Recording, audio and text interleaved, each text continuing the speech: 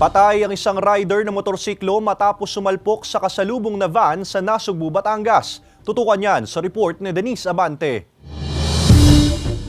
Hindi na nakauwi sa kanilang bahay sa Barangay 11, Nasugbu, Batangas ang 59 anyos na rider ng motorsiklo ng masawi dahil sa aksidente. Binabagtas niya ang kahabaan ng Sitio Hulo ng Barangay Calayo sa kaparehong bayan alas 6 ng umaga kahapon nang bumangga ang minamanehong motorsiklo sa kasalubong na closed van. Inihatid lang daw ng biktima ang anak nito sa karatig barangay at pauwi na sana nang mangyari ang insidente. Ayon sa pulisya, posibleng naging mabilis ang patakbo ng rider sa palusong na kurbadang bahagi ng kalsada kaya ito bumangga sa kasalubong na van.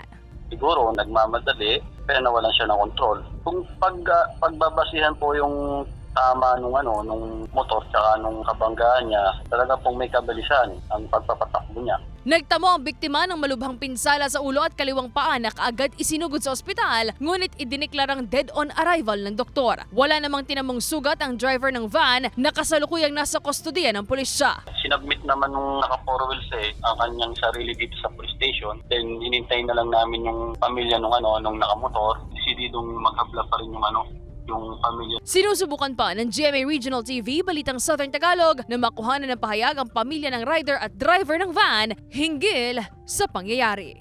Dahan-dahan palagi kapag ganito yung kondisyon ng kalsada. Hindi talaga natin masasabi ang aksidente kaya doble ingat. Denise Abante, Balitang Southern Tagalog.